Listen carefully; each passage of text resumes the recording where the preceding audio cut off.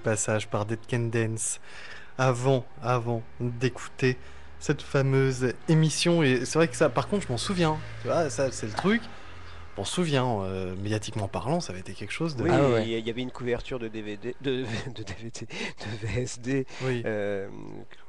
qui, je crois, a frappé les consciences, quoi. On la voyait absolument partout. On voyait la créature et tout le monde était là en train de se demander si c'était réel ou si Voilà. c'était... Et j'aurais presque envie de dire aux auditeurs, vu que vous avez écouté l'émission Ligne de mire et les propos qu'utilisait Jacques Pradel, soyez très attentifs à la manière dont maintenant il va présenter le sujet dans son émission L'Odyssée de l'étrange. Et après, je vous citerai quels ont été les témoins qu'on va entendre au début.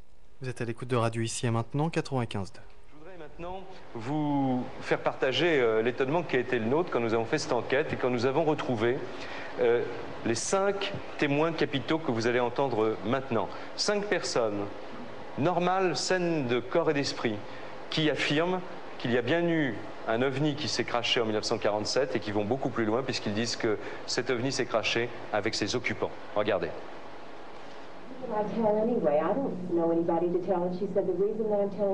Ma grand-mère m'a avoué un soir qu'elle n'avait jamais osé parler à quiconque de ce qu'elle savait sur Roswell, car juste après l'accident, des militaires sont venus voir mes grands-parents et les ont menacés de mort s'ils révélaient un jour ce qu'ils avaient vu à Roswell.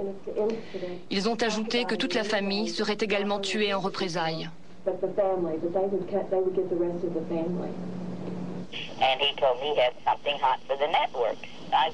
Lors de mon entretien avec le journaliste John McBoyle, envoyé à Roswell pour couvrir l'événement, il a été convenu que ce dernier m'enverrait le texte de son reportage par téléscripteur. Et pendant que je recevais son texte, la machine s'est arrêtée subitement et le message suivant s'est imprimé sur le téléscripteur. Ici le FBI, cessez immédiatement votre transmission.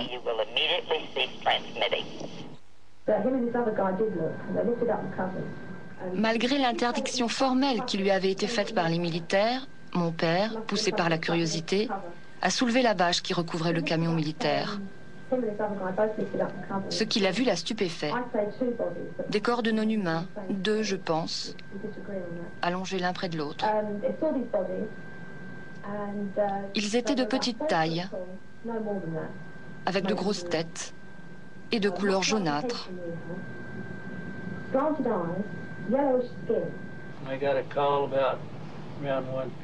J'ai reçu un appel de la base de Roswell vers 1h15 ou 1h30.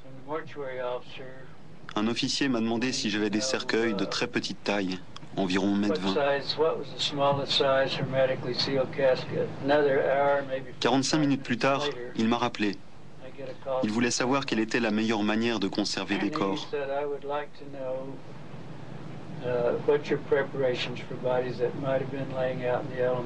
Le lendemain, j'ai rencontré une infirmière qui m'a affirmé qu'elle avait assisté la veille à une autopsie de corps d'extraterrestres.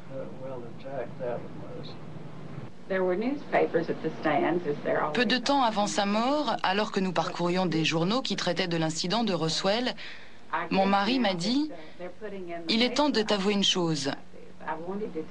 Je ne t'en ai jamais parlé auparavant car j'étais tenue au secret. Tu auras peut-être du mal à le croire, mais je suis le pilote qui a emmené les corps d'extraterrestres à Dayton, dans l'Ohio. »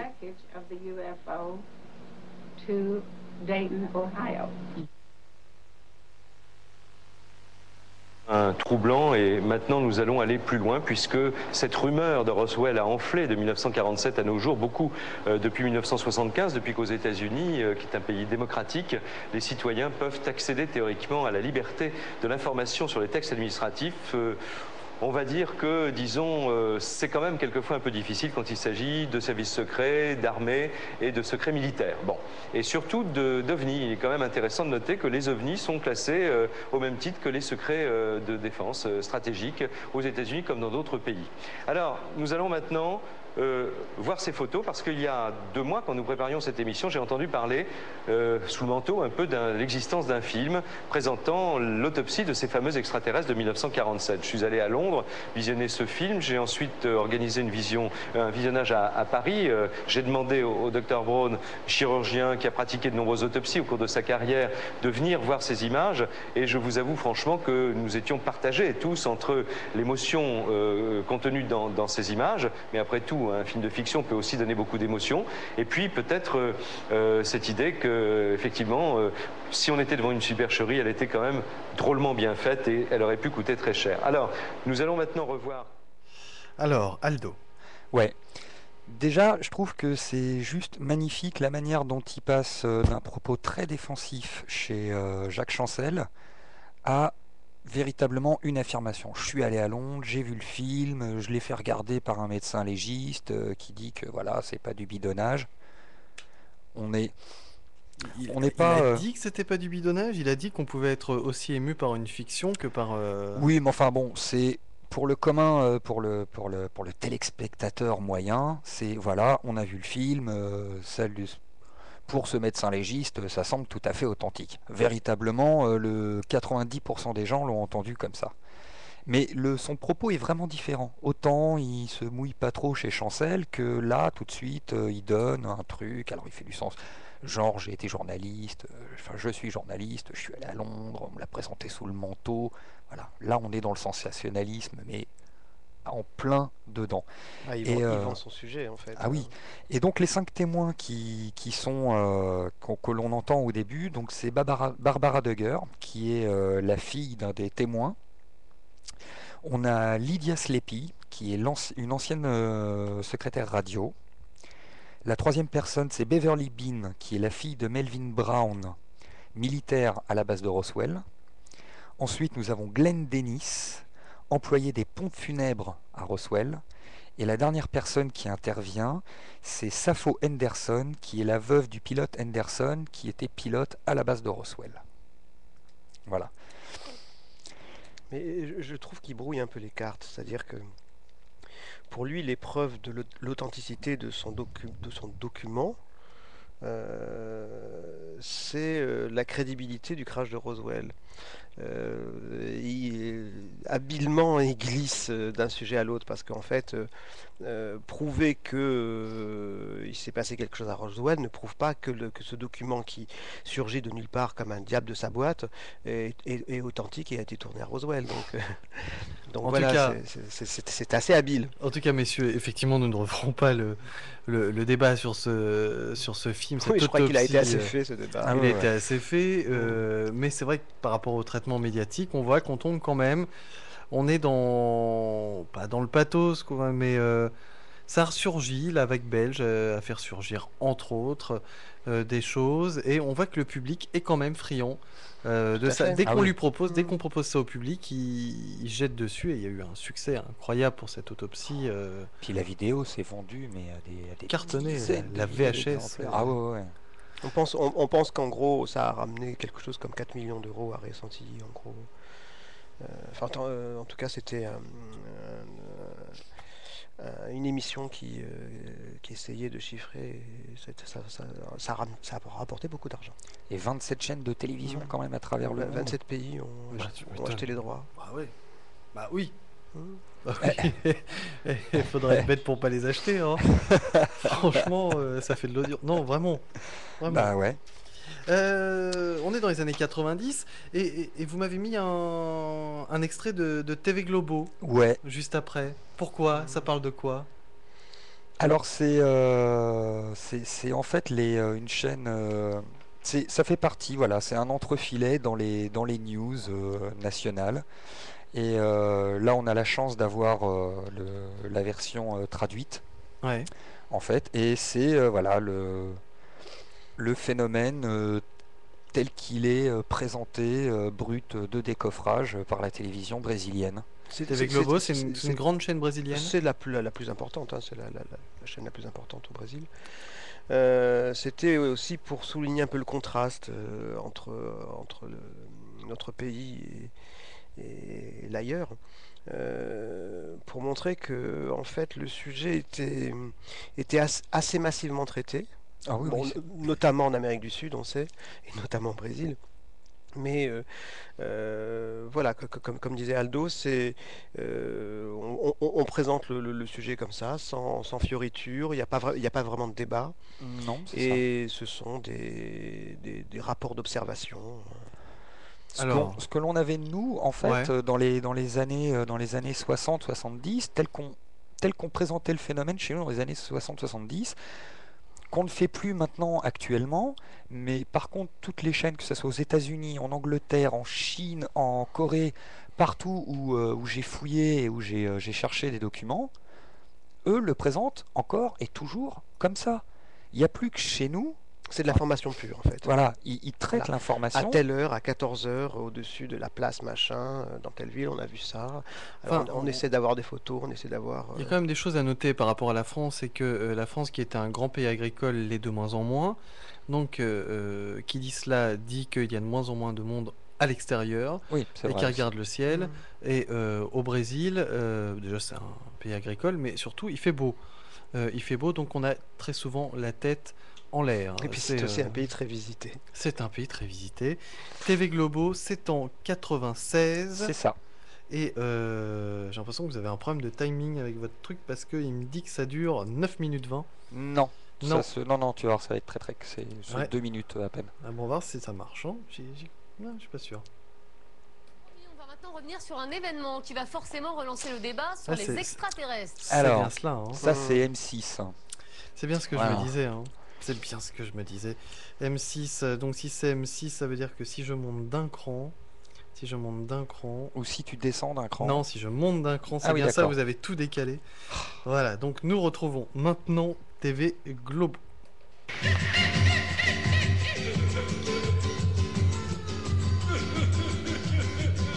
Dans la nuit de samedi dernier, un ovni brillait dans les ciels, attirant ainsi l'attention des curieux. Voilà les images d'un amateur qui voyageait de Rio de Janeiro à Vitória dans l'état d'Espírito Santo. Regardez bien, l'ovni brille beaucoup et disparaît. Et à chaque fois qu'il réapparaît, on dirait qu'il se multiplie. La lumière est restée dans le ciel de la ville de Casimiro de Abreu pendant 1h30 au moins. L'OVNI a été vu par des dizaines de personnes qui circulaient sur l'autoroute à ce moment-là.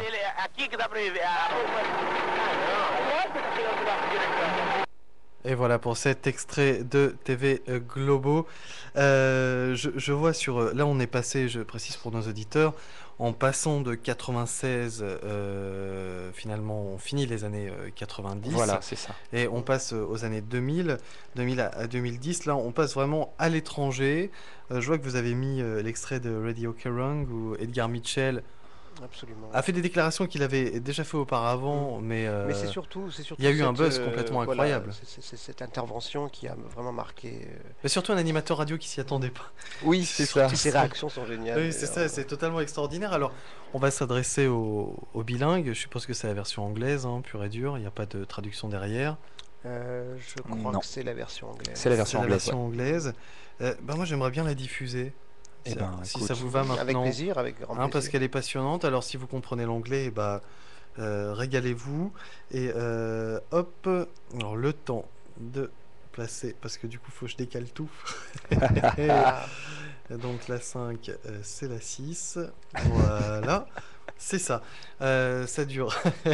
Non, c'est bon, vous avez bien assuré. Tout est bon, à part ce minuscule il fallait bien une décalage. coquille. Une coquille, c'est rien du tout. Alors, c'est donc Edgar Mitchell, interviewé sur Radio Kerrang, qui parle de sa vie, son œuvre. Absolument. Et d'un seul coup, Au bout de 15 minutes en fait d'émission, tout bascule. tout bascule. Et Edgar Mitchell se révèle quelques secrets. C'est totalement passionnant et c'est maintenant sur l'antenne de Radio Ici et Maintenant 95.2. Do you believe in life on other planets? Oh yes, there's not much question at all. But there's life throughout the universe. We're not alone in the universe at all. You're convinced that we're not alone in the universe? Oh, I know for sure we're not alone in the universe.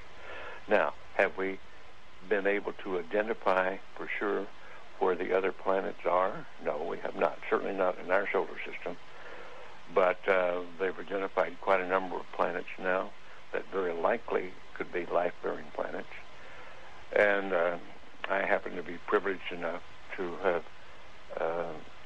be in on the fact that we have been visited on this planet and the UFO phenomenon is real, although it's been covered up by our governments for quite a long time. Whoa! Hang on a minute. Well, this is big. Whoa! All of this is quite a shock to me. Well, I'm sorry you haven't been reading the papers recently. It's starting to open up quite a bit. So you're telling me? Well, there's a lot of information to take on board. Hang on a minute. I mean, listen. I've heard crazy UFO nuts tell me this kind of thing before. I've never had Dr. Ed Mitchell, the sixth man to walk on the moon, a respected scientist in his own right, announced to me that we've been visited by aliens from other planets, and that they definitely are out there. There's no debating it. Well, that's the first time you've ever talked to me, or I've told you about it before. So you believe in all of you believe the whole deal? There's more nonsense out there about this than there is real knowledge, but it is a real phenomenon, and there's quite a few of us. It's been well covered up by all of our governments for the last 60 years or so, but slowly it leaks out, and some of us are privileged to have been briefed on some of it. I happen to have grown up in I don't even know whether you know this place, Roswell, New Mexico, where presumably the Roswell incident of 1947 took place, and I'm quite knowledgeable of the lore there, and since I grew up there. But I've also been in military circles and intelligence circles that knows beneath the surface of what has been public knowledge that, yes, we have been visited. So, and be serious, you're not going to go, I was just pulling your leg about that. That's not true. I'm just wondering if I've stumbled upon astronaut humour, and in a couple of minutes you're going to go, I was only pulling your leg. No, I won't say that. Wow. So what? So you've been briefed on the fact that we've been visited. Well, I have briefed is one word for it. I have been involved in much of this work. Now, it's not my main work. It's not my main interest. But I have been deeply involved in certain committees and certain research programs with very credible scientists and very intelligence people that do know the real inside story. And I am not hesitant to talk about it. What is the real inside story? Well, I've just been telling you. We have been visited. Are we in regular contact, or was it a one-off crash, or? Well, no, there's quite a bit of contact going on. I can't tell you because I don't know all the extent of it. I don't know all the inside details because that isn't my really main interest. But the fact that we have been visited, the Roswell crash was real, and a number of other contacts have been real and ongoing, is pretty well known to those of us who have been briefed and been close to the subject matter. So why is it being covered up then?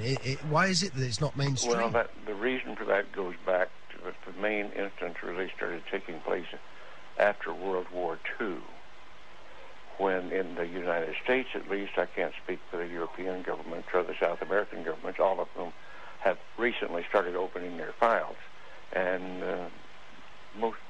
it's been open. This is starting to open up, and just read the internet or look at some of the press, international press. You'll start to get the stories that are coming out now. But I've had people on the show telling me that that the governments are mounting up towards disclosure, towards saying that this is the case. Do you think it will be the case that there will be an actual disclosure on this, maybe this year, that the governments will come out? I don't know whether it'll be this year in the United States, but certainly we've already had it in the last few years from the Belgian government, the French government, the Brazilian government, the Mexican government. They've opened their files and admitted that they had the files.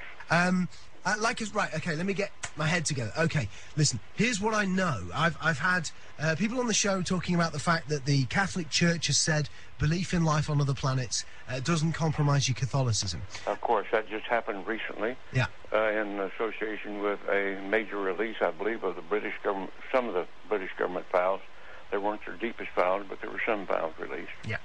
What's happening is at the moment, over the next 4 years, all of the UFO files here in the UK are being released. Do you think it's the case that we are ramping up towards maybe the UK admitting? Well, I can't say how fast it's going to happen, but certainly the public awareness of it is increasing. The public acceptance is increasing. The amount of misinformation and covert and attempts to cover up seem to be decreasing. I think we're headed toward real disclosure, and some very serious organizations moving in that direction. You've had a long time to think about this. What do you think the impact will be on the world when it is finally mainstream news that there are alien beings that live outside this planet? Well, I think at this point it's probably ho-hum, so what's new? I think that certainly in the United States, there's well over 70% of the people now accept this as fact, although they do not know all the correct story. They do know that there has been, or accept the fact that there has been visitation and that there's UFOs in the skies all the time that are very likely alien craft.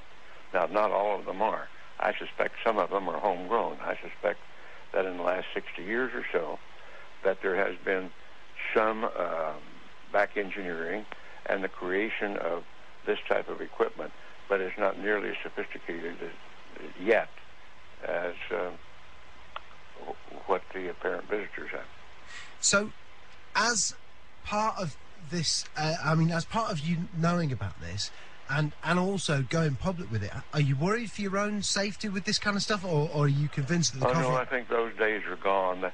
That used to be a concern among the people on the inside, but I don't think they're knocking anybody off for that anymore, or doing drastic things to them. What do you think the intent of the aliens is? Is it hostile or peaceful? No. It's not hostile. It's pretty obvious that if it were hostile, we'd have been gone by now. Really? I mean, what? We could have been. Wow. We had no defense, if that's what their real intent was. And what are we talking? What do they look like? Are we talking like, the traditional sort of? You've seen some of the pictures. The pictures that I know of, some of them are these little people that look strange to us. As far as I know, from my contacts that have had contact, that's pretty accurate. Wow. Do you think other people who were involved in the moon landings know about this? Some of them do. But again, it's like other people. If you're interested enough to dig into it and want to know about it, you can know about it. Because, man, listen, I don't want. I know you're a busy guy, and I know there's other people who need. Yeah, this phone they're not leaving me alone with this other phone that's ringing all the time, and I'm by myself here. This has been easily one of the most significant conversations of my life. Unbelievable.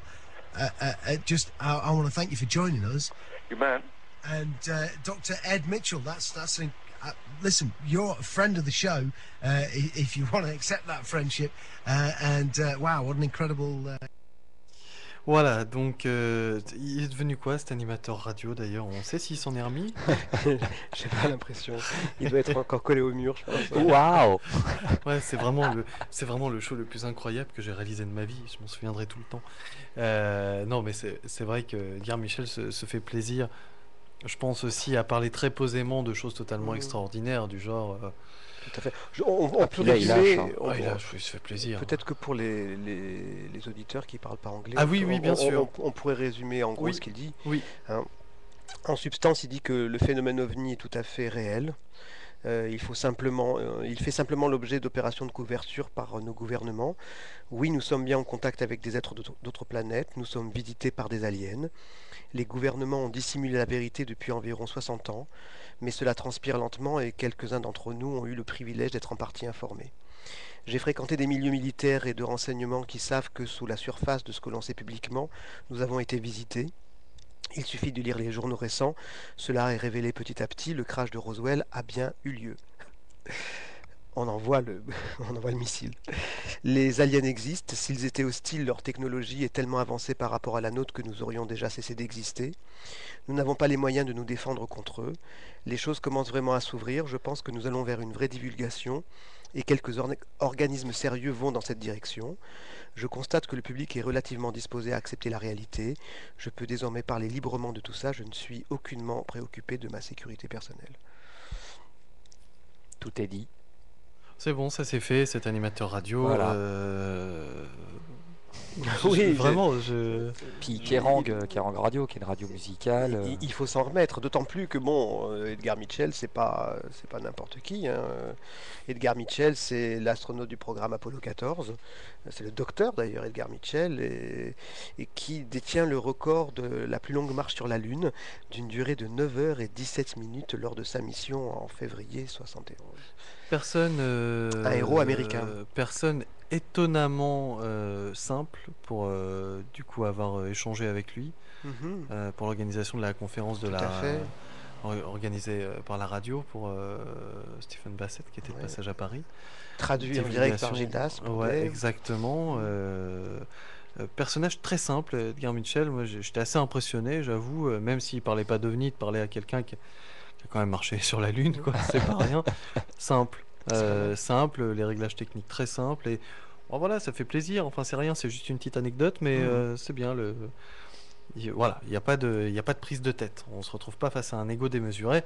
Je le connais pas dans la vie de tous les jours, mais en tout cas, j'ai eu beaucoup moins de difficultés avec lui qu'avec certaines personnes que j'ai reçues ici pour des sujets. On va dire beaucoup plus simple. Voilà, donc ça m'a beaucoup intéressé. D'ailleurs, ces vidéos, vous pouvez les retrouver sur le site de la radio, je sais pas où exactement, sur le site OVNI USA. Vous les trouvez, les vidéos de la conférence, les 3 vidéos. Alain Kremski qui donne un concert de bol chantant tibétain, c'est magnifique. Vous retrouvez aussi Edgar Mitchell, bien sûr, et la conférence de Stephen Bassett, c'est sur le site ovni au pluriel-usa.com. Alors, voilà pour cet excellent... Je suis ravi qu'on ait réécouté cette cool. interview. C'est cool que ça te fasse plaisir. Après, on passe à quoi alors? Alors après, moi, je voulais rebondir à, finalement, ce que nous, en France, on se tape à cette époque. C'est-à-dire, c'est sur BFM TV. Et c'est une interview d'André Braic qui présente son livre. Et voilà, donc en Angleterre, au mois de juillet, ils ont le droit à ça. Et nous, en France, on a le droit à BFM TV. D'accord.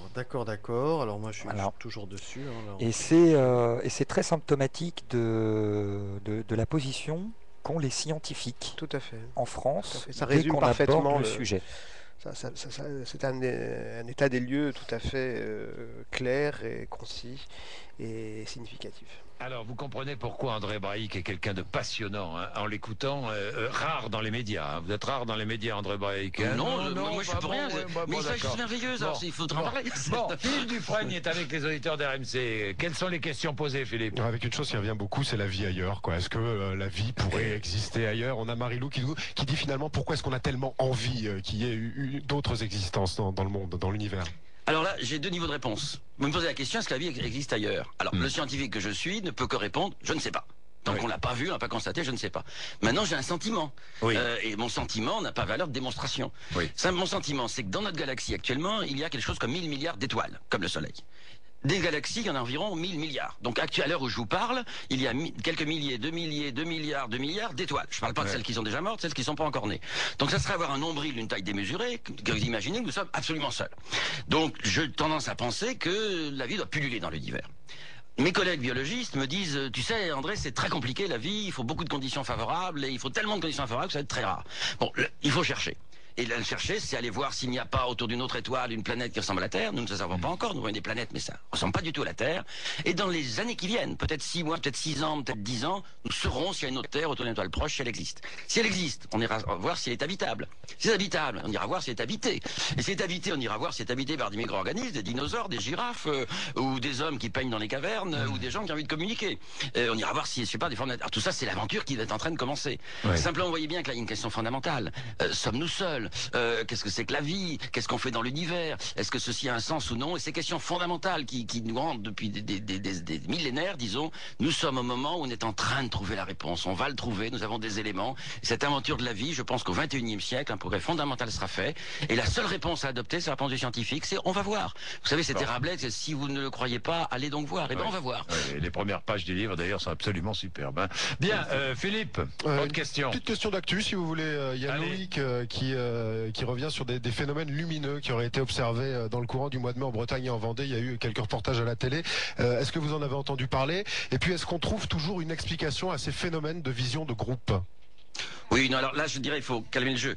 Nous sommes sur Terre environ 7000 personnes dans le métier d'être astronome professionnel, munis des instruments dans toutes les longueurs d'onde, des rayons gamma, ultraviolets, infrarouges, etc. Nous observons le ciel, nous le balayons sans arrêt, jour comme nuit, et l'ensemble des phénomènes, on n'a pas tout compris évidemment, sont parfaitement expliqués par la physique, par les différentes lois que nous trouvons dans l'univers. Donc il n'y a pas de choses extraordinaires. Alors, évidemment, dans le ciel, il m'est arrivé personnellement de voir un objet s'arrêter au-dessus de moi et bouger, il m'est arrivé de voir des nuages un peu bizarres. Eh bien, quand on connaît un petit peu le ciel, on sait que dans un cas, c'est un ballon sonde météorologique qui, suivant le vent, quand il se déplace perpendiculairement à vous, parallèlement à vous, c'est pas la même chose que vous voyez. Un nuage de sauterelle, j'avais vu en Afrique, une météorite qui arrive et qui s'allume en rouge et vert selon que les oxydes de cuivre autour apparaissent. Donc il y a dans le ciel sans arrêt des phénomènes étonnants qui se passent. Dans ce ciel, je répète que nous voyons mal et que les hommes devraient regarder un peu plus. Mais ceci n'a rien à voir avec le problème de la vie. Le problème de la vie, disons, ailleurs, il faut quand même prendre conscience d'une chose, c'est que la vie, c'est très loin. Je veux dire, s'il y a d'autres vies ailleurs, communiquer n'est pas facile. Vous savez qu'on a envoyé un message vers la Mère d'Hercule, pour quand même Hercule parce qu'elle a 1 million d'étoiles, en disant il y a peut-être quelqu'un qui va nous écouter, nous entendre, mais le message il va mettre 25 000 ans pour y aller. Et s'ils sont gentils, ils nous répondent, ça mettra 25 000 ans. Donc on se dit bonjour, comment allez-vous? Pas mal, et vous de même, 50 000 ans. Donc je dirais le danger pour l'instant n'est pas très grand. Donc ces phénomènes lumineux sont parfaitement expliqués par les météorologistes, par les astronomes pour l'instant, mais j'encourage ceux qui regardent le ciel à regarder encore plus parce qu'il est passionnant. Bien, André Braic. Alors, moi je retrouve dans ce discours, chacun a ses opinions une fois de plus. Hein, voilà, on voit le traitement donc médiatique de la chose dans les années 2000. Je retrouve une fois de plus ce discours de certitude scientifique qui essaye d'expliquer des phénomènes inexplicables, en tout cas pour l'instant, avec des données humaines. Je les comprends en même temps, hein, ils n'ont pas envie d'être perdus, mais sur le coup, des voyages qui prendraient trop de temps, etc.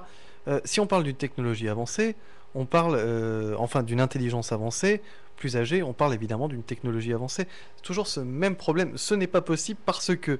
Bah oui, mais ce qui n'était pas possible il y a 50 ans, il y a 100 ans, aujourd'hui est largement dépassé. Absolument. Et puis c'est la certitude, moi, que je trouve toujours...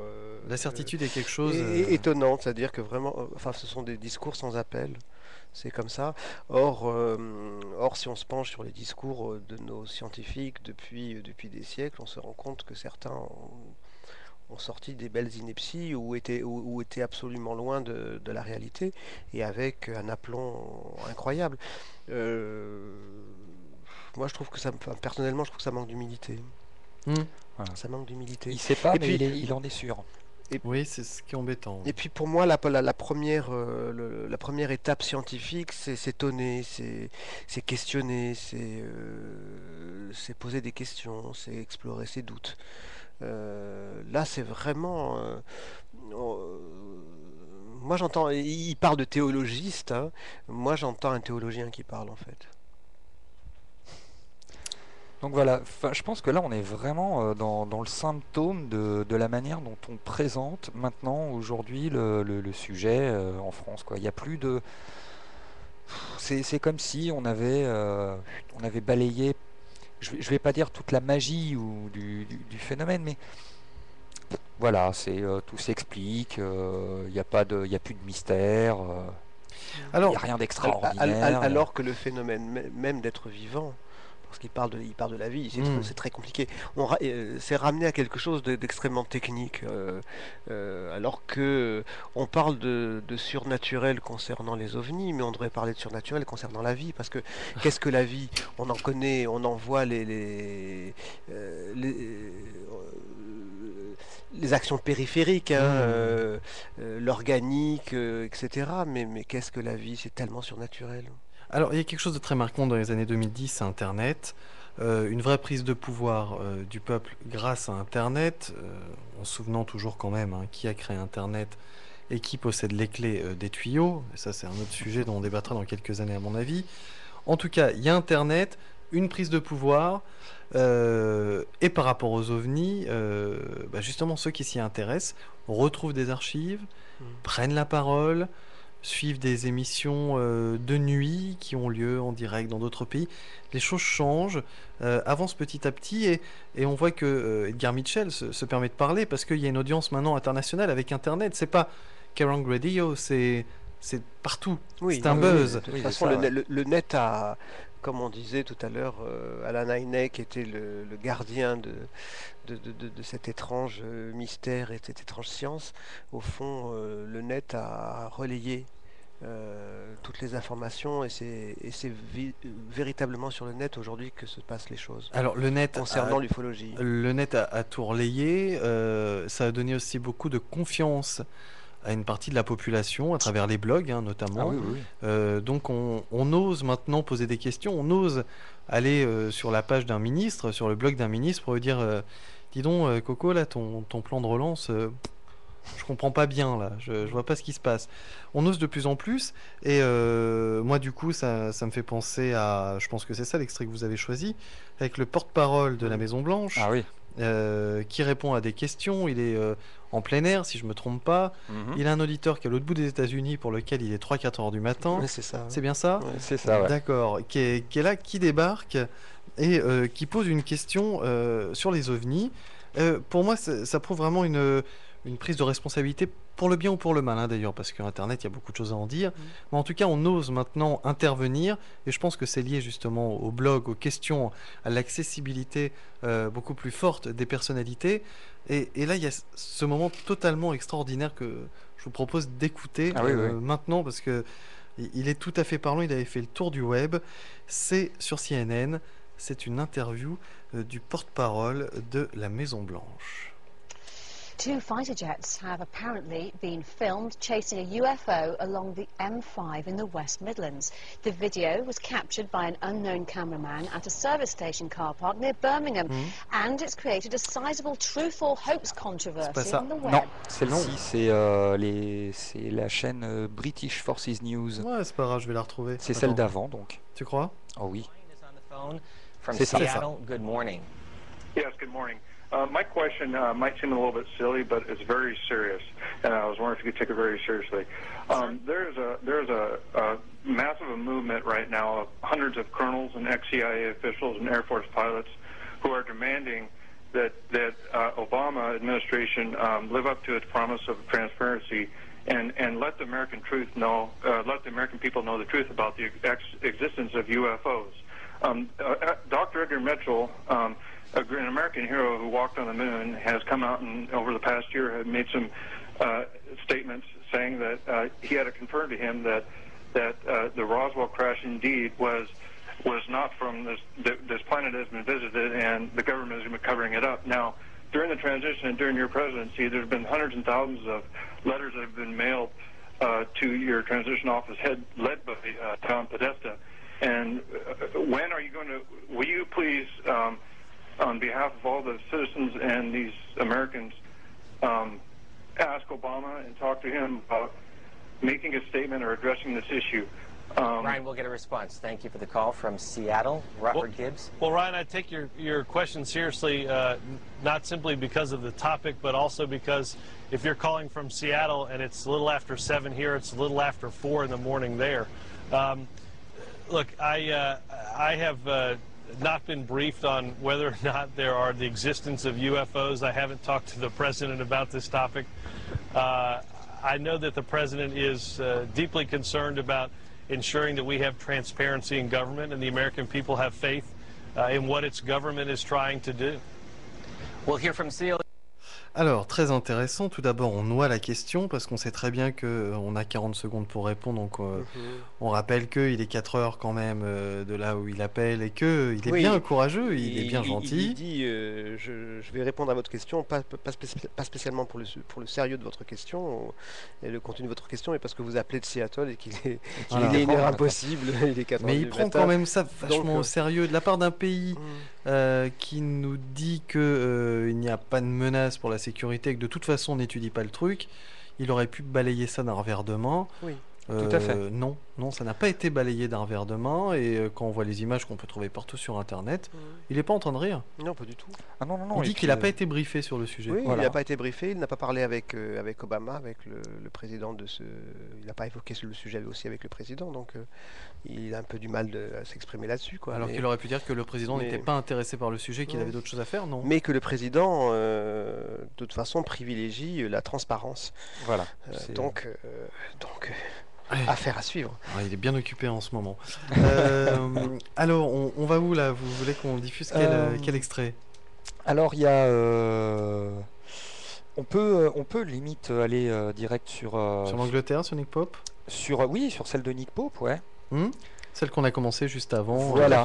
Alors, pour résumer un peu les faits, ça concerne une vidéo qui est présentée par un vidéo amateur où on voit la personne filme un ovni dans le ciel et juste quelques secondes après deux avions de combat qui prennent en chasse l'ovni et donc Nick Pope est interviewé sur le sujet et notamment sur la véracité de la vidéo. 2 fighter jets have apparently been filmed chasing a UFO along the M5 in the West Midlands. The video was captured by an unknown cameraman at a service station car park near Birmingham, and it's created a sizable truth or hoax controversy on the web.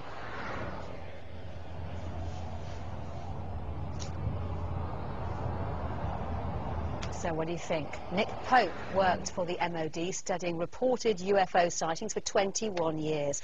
Earlier he told me what he made of the footage. Well, I don't know. It's hugely controversial. It's been picked up by hundreds of media outlets, being discussed on thousands of internet sites. Some people say it's a CGI fake, others say it's the real thing and there's an MOD cover-up. The MOD have refused to comment on this, even to say that it's a fake. Why do you think that is? Well, that's the most interesting part of this whole story, I think. If this was a fake, MOD could have killed the story in an instant just by saying, look, we don't think this is real. But they didn't say that. So that's fueling the conspiracy theories. Because jets are scrambled, if there's a potential threat, could this be a security breach? Well, any incursion into British airspace by an uncorrelated target, if the radar operator assumes that it's genuine, you know, we need to know what it is. So jets do get scrambled, and sometimes jets do get scrambled in response to UFO sightings. In your years working at the MOD, you've been convinced that there's something in UFOs. Why is that? Well, I think that while most of them can be explained as misidentifications, we had numerous cases where these things were seen by pilots, tracked on radar, performing extraordinary speeds and manoeuvres. And we weren't saying these were aliens, but we were saying whatever they are, there are serious defence, national security and air safety issues here. Honestly, what's your take on this particular instance? I really don't know. It's a 50-50 call, but these sorts of things seem to be on the increase, so I think it's worth a look. Nick Pope, thanks for your time. Messieurs. Ouais. Ce qui est vachement intéressant, c'est justement que Nick Pope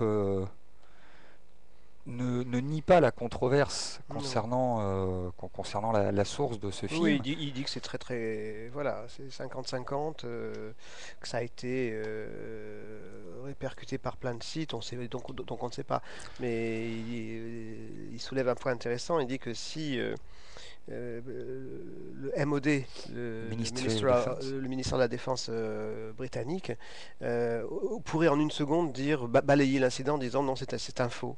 Or, en gardant le silence, ils ne disent pas si c'est vrai ou faux. En fait, ils alimentent la théorie de la conspiration. Voilà. C'est ce qui est... Voilà, ça rebondit sur ce qu'on disait concernant l'ouverture à l'Internet et le fait que l'information circule hyper facilement. C'est, voilà, par Internet, on peut avoir tout et n'importe quoi, et finalement, tout devient très facilement sujet à controverse parce qu'on ne contrôle plus la source de l'image et d'où ça vient. Donc c'est... Et puis le net facilite aussi la construction et la diffusion de faux. de canulars, ça aussi, c'est-à-dire Oui, que on le sait, chaque pièce a deux faces, donc il est intéressant de voir que l'information peut circuler plus rapidement, librement, mais elle peut aussi être complètement détournée, faussée. Et manipulée. Je m'interroge d'ailleurs, moi personnellement, depuis un moment sur le pourquoi des faux concernant le phénomène OVNI, parce que bon, on connaît la pulsion de désinformation, mais le besoin de certaines personnes qui réalisent des faux simplement par plaisir, et il y en a beaucoup aussi. Voire, enfin, on peut même pas dire trop, parce que des faux, il y en a, je vais pas dire qu'il y en a toujours eu, mais même à l'époque, dans les années 60, on avait aussi pas mal de photos qui ont été démontées et qui ont été des faux montés de toutes pièces. Mais à l'époque, il y avait un certain, enfin, pas sensationnalisme, mais on pouvait très facilement faire un scoop. Le fait de faire un faux était, je vais pas dire justifié, mais permettait de pouvoir faire un scoop, de se faire mousser, de pouvoir faire passer l'information, enfin, de se faire connaître. Alors que là, avec l'internet, finalement, il y a tellement d'informations que finalement, je vais pas dire que ça passe à l'as, mais on est véritablement dans un phénomène tout à fait anonyme. Donc, qu'est-ce qui fait que des gens peuvent se sentir le besoin de faire des faux en dehors, hein, on disait de désinformation. Mais sur Internet... Mais non, mais tu sais bien que la plupart des gens qui font des trucs sur le web, ce genre de choses, c'est une gloire tout à fait personnelle, connue uniquement par un groupe de 4-5 amis, et c'est une gloire éphémère, et c'est la gloire d'avoir trompé tout le monde. Enfin, c'est... Enfin, on le voit tous les jours. Hein. Bah oui, bien sûr. Mais enfin voilà, moi je trouve ça juste, c'est... Bon, on fait un tour par le Pérou là. Ouais. Mai 2007, au Pérou. Alors mai 2007, ce qui est très intéressant, c'est qu'en mai 2007, au Pérou, alors on a eu du mal à retrouver la chaîne, limite, parce que tel que présenté sur la vidéo, on suppose que le logo c'est 2N. Seulement sur les chaînes, on va dire hertziennes, on n'a pas du tout trouvé on n'a pas réussi à l'identifier. On n'a pas réussi à l'identifier. Donc c'est visible, c'est sans doute une chaîne du câble. On sait qu'en Amérique du Sud, il y a énormément de chaînes du câble. Voilà. Qui va nous traduire ça? Tout ce qu'on va entendre, c'est Egon? En espagnol, oui, ça peut être Keegan. Ah, ça peut être Keegan, obligatoirement. Ah, sans problème. On écoute, tu nous racontes ce qu'il dit après? Tout à fait. C'est parti. Eran aproximadamente la 1:40 de la tarde, cuando de pronto el cielo de la capital lució de esta manera. No, tampoco me la acerque, yo lo vi en el... Extraños puntos luminosos aparecieron a una altura de unos 2000 metros, formando figuras geométricas.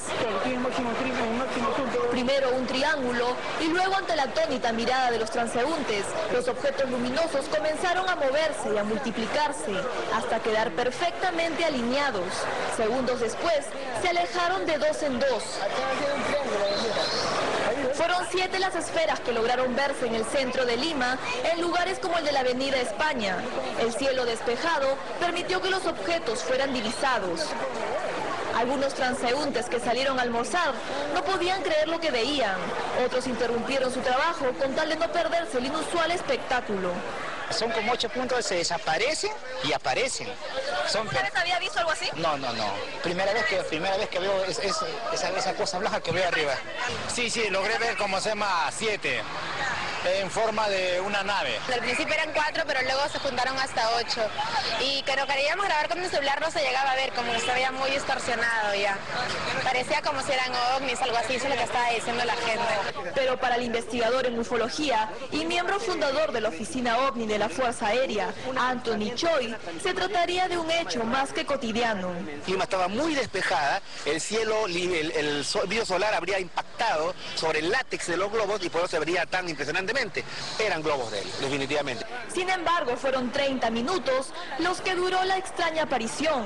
Un hecho similar a este se registró el 20 de mayo del 2007 en Lima, cuando más de 3.000 objetos sobrevolaron la capital. Un suceso que fue considerado a nivel mundial como el avistamiento más grande. Semanas después, se confirmó que todo fue una confusión. Fue el lanzamiento de 3.000 globos de helio número 14, motivado por la inauguración de un campeonato deportivo por el Instituto Superior de Deporte. Este otro video corresponde a hace 2 meses en Tacna. Fenómenos similares, apariciones inusuales, ovnis o simplemente globos aerostáticos que no dejan de ser un misterio para unos o una anécdota para otros. Alors, au-delà du côté très chaud qu'il y a dans ce reportage, hein, ça sent la rue, les vélos, le soleil. Latine, tout de suite ça pulse. Hein, ah oui, c'est qu'il y a du rythme direct. Ah oui, oui, oui. Ça change des dogs d'avant. D'ailleurs, c'est intéressant, ça aussi, c'est intéressant par rapport à notre télé, à nous. Ce qu'on disait tout à l'heure, c'est que là, on est de plein pied dans le phénomène, dans l'observation, on y va. Voilà. Il n'y a pas de jeu, il n'y a pas de distanciation, il n'y a pas d'interrogation, on voit des trucs, qu'est-ce que c'est voilà, donc, on donne l'information, on saisit l'information sur le vif. En plus, c'est plusieurs centaines de personnes hein, qui... Attendez, dans l'ordre, il s'est passé quoi exactement? Alors, il s'est passé qu'à 1h40, donc à 13h40, hein, d'un seul coup, sont apparus des points dans le ciel.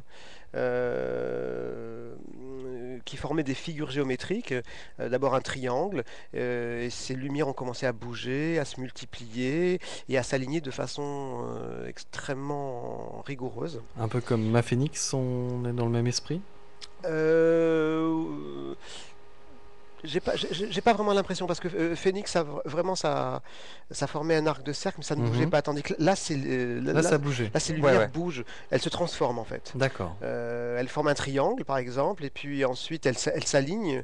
À Phoenix c'était vraiment un arc, on voyait que ça délimitait un arc de cercle comme ça, comme un boomerang. Hein, ça délimitait un boomerang mais c'était visiblement statique, ça ne bougeait pas.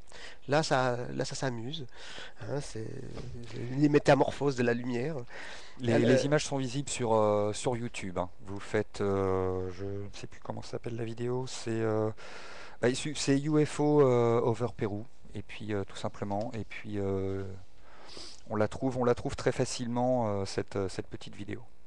Très bien, on va tous chercher. Donc l'apparition s'est produite au centre de Lima, au-dessus de l'avenue de l'Espagne, hein, donc, qui est une avenue extrêmement importante. Et c'était très visible parce que ce jour-là, le ciel était très clair. Les gens qui déjeunaient ont vu ça, ils ont interrompu leur déjeuner. Ceux qui travaillaient ont cessé de travailler pour se masser. Et donc voilà, on nous explique que c'est 8 points. Une personne nous dit, ouais, c'était 7 points au début, mais j'en ai compté 8 après. L'apparition a duré à peu près 30 minutes. La speakerine nous dit que ça rappelle un phénomène qui s'est passé en mai, où on a vu des tas de points comme ça, mais ce phénomène du mois de mai, en fait, on s'est rendu compte qu'on avait lâché des espèces de globes fluorescents pour l'inauguration d'un établissement, donc c'était voilà, on avait totalement trouvé la raison du premier phénomène, et là, on s'interroge, est-ce que c'est la même chose, ou est-ce que c'est une chose qui nous dépasse?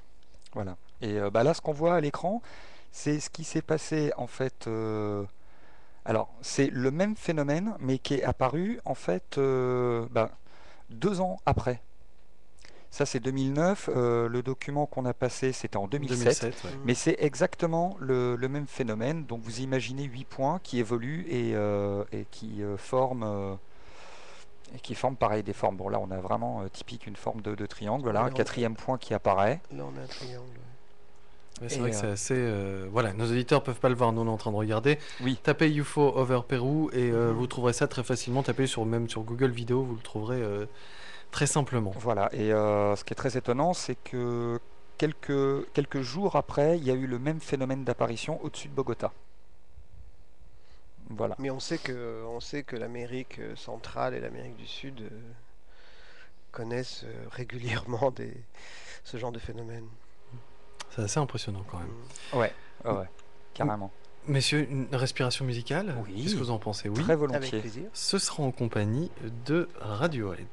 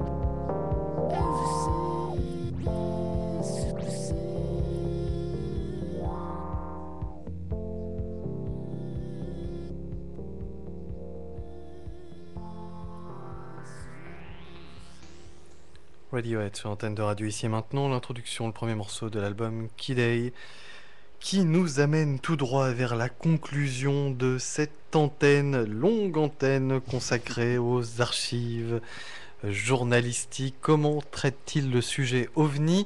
On est parti de 1947 aux États-Unis avec Kenneth Arnold, et puis hop, on part vers la France, 1950. Et voilà, on est arrivé jusqu'en gros 2010. 2010, je pense qu'on a quand même bien brassé. Oui, on a assez large. On a survolé, c'est vrai que bon, il fallait faire un tri parce que. Il y avait un choix à faire obligatoire. Parce que la somme de documents est énorme. Mais je crois qu'on a fait un petit survol sympathique. Alors qu'est-ce qu'on apprend finalement après justement cette émission? On a mis en avant à nos auditeurs la manière dont est traité le sujet. Est-ce qu'on apprend qu'il était traité plus sérieusement avant qu'aujourd'hui? Ou est-ce que finalement, parce que j'ai l'impression qu'à la fin, l'espoir renaît, si je peux me permettre, et on a l'impression qu'il y a un renouveau. On n'a pas parlé là des documentaires parce que c'était pas le sujet de l'émission, mais il y a quand même des choses intéressantes qui ont été faites sur le sujet. Bien sûr. On se rend compte que dès les années 2000, ça s'inverse. C'est-à-dire que on voit apparaître des documentaires extrêmement intéressants. On pense au documentaire de Canal+, par exemple, qui a beaucoup changé la donne. Arte aussi, qui avait fait une soirée. Absolument, qui a fait une soirée mémorable. Effectivement, on voit qu'il y a des fluctuations, au fond, que l'information n'est pas rectiligne, hein, qu'elle pulse, qu'elle va vers le bas, qu'elle remonte. Moi, ma conclusion, ce serait que, une fois de plus, ce phénomène impréhensible, incompréhensible, inidentifiable, en fait, ne nous renseigne que sur nous. C'est-à-dire que c'est notre reflet qu'on voit, comme si ces objets métalliques étaient des miroirs. Et une fois de plus, ça nous renseigne sur notre histoire culturelle, sur notre façon d'appréhender le monde, sur le regard qu'on pose, sur l'évolution de nos divertissements, de notre information. Et c'est toujours nous que nous voyons en fait sur ces objets-là. Est-ce que tu essaies de nous dire qu'ils apparaîtront lorsque nous saurons pourquoi est-ce que nous cherchons? Peut-être. Très juste, Alex.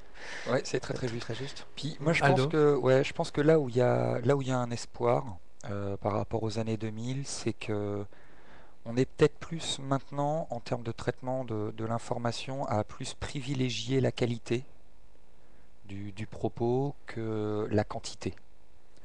On était beaucoup, c'était de qualité dans les années 50-60, en 90 c'était 80 c'était le grand n'importe quoi. Maintenant, on se remet à traiter le sujet, mais tant qu'à le traiter, autant le faire avec un vrai gage de sérieux. Comme ça a été fait sur Canal+, comme ça a été fait sur Arte. Je sais plus quelle autre chaîne l'avait présenté. Il y a eu un doc sur France 2. Il y a eu Direct 8, il y a eu un débat extrêmement sérieux et intéressant sur Direct 8. Enfin, non, il s'est passé pas mal de choses. Et puis des documentaires, surtout d'autres documentaires. C'est peut-être plus sur cette forme-là finalement que l'information évolue. Par exemple, était assez sérieux et posait de vrais problèmes. C'est peut-être plus sur cette forme-là finalement que l'information évolue, plus dans le format du documentaire, que ce soit en 52 ou sur 1h30. Plutôt que de simplement relayer l'info dans les médias, enfin dans le format des news. Alors la chance c'est le buzz, le défaut c'est la multiplicité des réseaux et des chaînes de télévision. Donc le défaut c'est qu'un truc qui est vu par quelqu'un n'est pas vu par tous, et la chance c'est que le buzz sur internet fait qu'on voit tout à chaque instant. Donc effectivement les choses peuvent changer très très rapidement. Est-ce que vous avez ressenti, vous, en préparant cette émission, un changement au-delà du traitement de l'information, mais de point de vue des médias? Une évolution quelconque? Ou est-ce qu'ils en sont toujours au même point? Moi, j'ai l'impression qu'on en est toujours au même point. Le discours n'a pas beaucoup changé. On l'a noté plusieurs fois en disant « Ah, c'est incroyable, Jacques Bergier soulève les mêmes trucs. » Moi, c'est Aimé Michel, par exemple. Le premier document qu'on a écouté sur Aimé Michel, c'est absolument d'actualité. Je trouve pas du tout que le discours, enfin personnellement, que le discours ait évolué. Je pense que pour qu'il puisse réellement évoluer, il faudrait un véritable bouleversement de notre paradigme. C'est-à-dire qu'il faudrait qu'on brise absolument toutes les structures de notre science, de notre approche des choses, ce qui est totalement possible et ce que peut-être nous sommes en train de vivre, mais on n'en voit pas tout de suite encore on voit pas les murs porteurs, les poutres maîtresses. Je pense que ça viendra, mais pour l'instant le discours, à mon avis, moi je le trouve assez linéaire. Et on voit quand même toujours cette peur présente de la part de ce qu'on appelle les grands médias du phénomène OVNI. J'en veux pour preuve le livre que vous avez sorti avec Yves Coupry et Tout à fait. qui, médiatiquement parlant, a une couverture, je veux dire, assez faible. Hein. Oui, tout à fait. C'est étonnant. Mais le sujet est vraiment tabou. Ouais. Voilà, nous, on a découvert ça avec le livre, hein, Yves Coupry et moi-même. Le sujet est vraiment, vraiment tabou. C'est-à-dire que on se dit qu'en 2010, il y a peu de choses voilà, qui peuvent être transgressives ou qui peuvent effrayer, mais pas du tout. Ça sème la panique, les journalistes. Oui, puis oui, vraiment, en France, tout du moins, les médias marchent sur des œufs. Dès qu'on est, voilà, soit dans la promo d'un livre ou même ne serait-ce que d'un documentaire, on sent vraiment que les médias marchent sur des œufs. Ils savent pas où se situer. C'est toujours un peu la bagarre à savoir, bon, est-ce qu'on va le diffuser ou pas? Est-ce qu'on va pas se faire taper sur les doigts? Est-ce que véritablement la rédaction va le prendre avec sérieux? Ça n'empêche pas que le bouquin soit sérieux, mais c'est juste après la manière dont je crois que finalement ils ont peur du regard du spectateur après derrière. À croire que, parce que je sais pas, France 2 dans son journal va faire une interview je sais pas, on pourrait prendre le dernier bouquin de Gildas Bourdet, à croire que s'il faisait passer Gildas Bourdet au journal de 20h pour présenter son bouquin, c'est comme s'ils avaient peur qu'après les téléspectateurs s'insurgent en disant mais attendez, c'est n'importe quoi et finalement c'est plus de l'information. J'ai l'impression que moi les rédactions sont véritablement à marcher sur des œufs dès qu'on veut aborder le sujet, enfin tout du moins en termes de promotion. Mais l'avantage, comme tu le disais, c'est que ça ne les empêche pas de vivre. Ça ne les empêche pas de vivre et on a l'avantage d'avoir Internet qui permet d'avoir de gros buzz et que les gens puissent massivement diffuser l'information et en ayant le bon réseau d'information, on peut arriver à capter des choses auxquelles on n'aurait pas accès si on s'arrêtait aux médias conventionnels. Ce qui est intéressant, au-delà du sujet OVNI, c'est de se rendre compte qu'on vit un siècle de grand bavardage. On vit un siècle où les radios se sont multipliées, où la presse est florissante. On va dans n'importe quel kiosque, maintenant il y a l'embarras du choix, il y a des tas de journaux, et on dit beaucoup moins de choses. Moi ça me frappe énormément, c'est-à-dire qu'on bavarde beaucoup pour dire peu de choses, comme si au fond le langage se réduisait. Il suffit de se pencher sur ces archives. À l'époque où la télé n'avait qu'une chaîne, on disait beaucoup plus de choses. Or, j'ai l'impression que comme on vit les plus grandes solitudes dans les plus grandes foules, plus il y a de voix qui se mettent à l'unisson, et plus il y a de gens qui parlent, et moins de choses sont dites. Aldo Bigoni et Egon Kragel, merci beaucoup pour cette émission consacrée à l'information sur les ovnis dans les médias depuis les années 50. C'était tout à fait passionnant. Egon, tu nous rappelles le titre de ton livre et l'éditeur, s'il te plaît? Maintenant, je peux le montrer parce que tout à l'heure, je ne pouvais pas le montrer. Donc, c'est OVNI, enquête sur un secret d'État au pluriel, paru au Cherche Midi. Paru au Cherche Midi, on peut le trouver partout à la FNAC. Coécrit avec Yves Coupry. Merci beaucoup à vous deux. Merci à toi Alex, merci à Didier pour l'opportunité de cette émission. Et on en fera une troisième. Ah oui, tout à fait. Merci à vous pour votre hospitalité, c'est toujours un plaisir. C'était un plaisir. Et vous pouvez compter sur nous. Il va falloir qu'on l'organise dans la prochaine. Ah oui. Merci à vous deux en tout cas. Vous êtes à l'écoute de Radio Ici et Maintenant, 95.2, ici et maintenant.info sur Internet, c'est l'émission La Vague d'OVNI.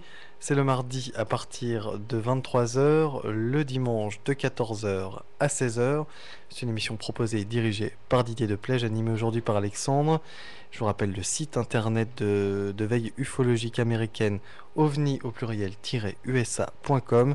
Et puis n'oubliez pas, vous pouvez participer au forum de la radio sur ici et maintenant.info. Excellente fin d'écoute avec nous sur Radio Ici et Maintenant. Voici maintenant le générique.